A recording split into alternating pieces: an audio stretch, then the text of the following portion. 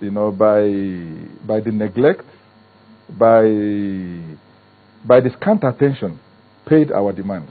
And that is why we are where we are. If government had responded positively earlier than now, perhaps we would not have come to this stage. So there was no positive response in your own opinion. I mean, what was the response like? Was it that, well, we don't have the money, or we don't have the funds, or we will include it in the 2013 budget, or it's going to be a gradual thing, or we'll do one thing at a time? Was it that there was no response at all? Now, the issue is not really about money. The issue is not really about money. If you look at the 12 issues that we have raised, you know, in our table of demands, it is only one issue that, you know, has financial benefit for our members. And that issue is the issue of the migration. It had started already. So we believe that the provision had been made for it in an earlier budget. So it is not about money. We are looking at the system. If you look at all the issues we raised there, we are looking at the system. We are also looking at the place of our graduates as Polytechnic graduates in the policy structure of government.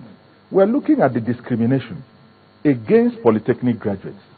You know, the ceiling placed on their advancement in careers in public service. You know, even their statement points.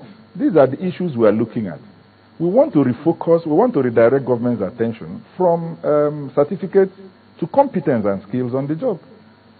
So the issue is about the system growing, not really money. It's not about money now. It's about strengthening the system, the Polytechnic system, to give it the vim that it needs to drive the development of this country.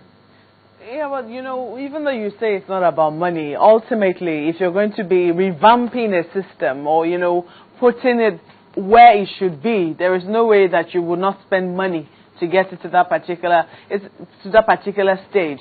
For you, you're saying, is it a question of a lack of will on the part of government? Is that what you've noticed? Principally, that's what we're saying. It is the government has to, you know, generate the political will to take this thing head on. Yes. When you gave government that 21-day ultimatum and then you addressed your press briefing and went on strike, was that to say that all through that time, nobody, no group, not even the Minister of Education or Labour met with you before you embarked on this strike? No, really. We've met with the minister. In fact, government has actually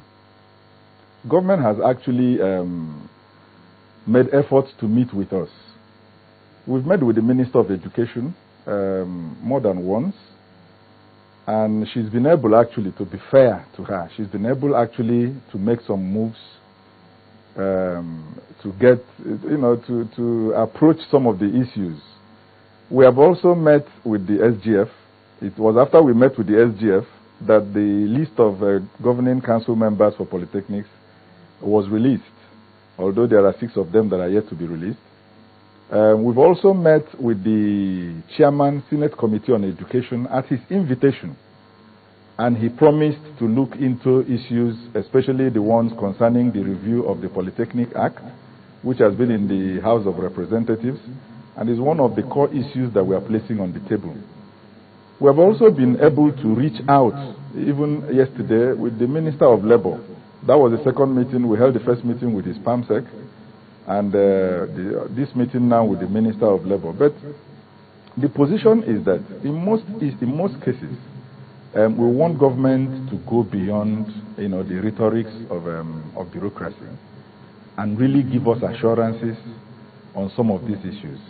And I will say that for the first time, we are beginning to get meaningful signals from the Minister of Labour that government will become more proactive in looking into these issues with a view to bringing them to final resolution. When you say meaningful, also, specifically what?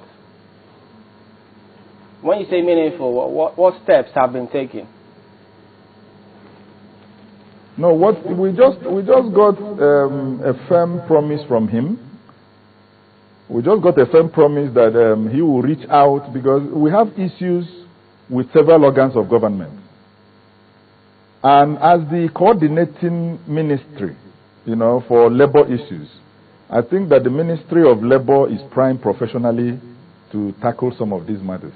So they have agreed actually to reach out with the Office of the Accountant General, where we are also protesting the discriminatory inclusion of the Polytechnic sector in the IPPIS scheme.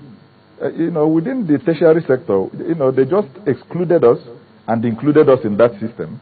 We felt it was discriminatory, really, and we are saying if it is that discriminatory, then we won't have any of it. And then the Minister of Labour is also going to reach out to the head of service.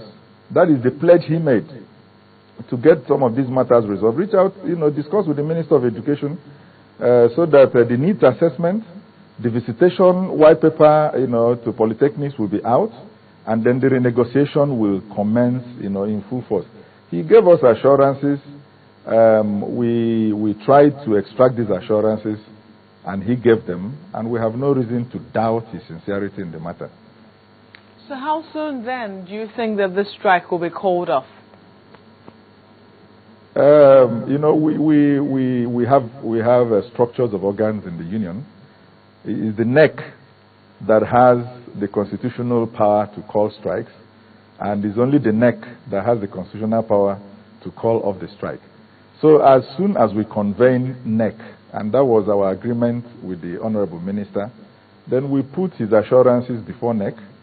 NEC will consider, review, and appraise what has happened, and then we'll decide what next we're going to do. But how soon would you convene NEC? We're hoping to convene NEC. In fact, in our understanding with the minister, we'll convene NEC on or before Wednesday in the coming week. So it's possible that after then, you may suspend the strike? Anything is possible. Do you have timelines? I mean, you said that you've been able to extract some assurances from the Minister of Labour and that you have no reason to doubt his sincerity in the matter. The question now is, do you have timelines, guiding some of when these promises will be achieved concerning your demands? Yes, we gave 2 weeks, but he asked us to extend it to 3 weeks, which we graciously acquiesced to, and we are working with 3 weeks. What are you expecting to get in 3 weeks? Can be resolved within 3 weeks, if the political will, if the commensurate political will is shown, really. And you're sure that you will not likely go back on strike again? You said that this is based on the fact that you had certain agreements before that were not being followed through. So what's the guarantee that you will not go back on strike if these promises are not kept? Honestly, it is our sincere desire, our sincere expectation that government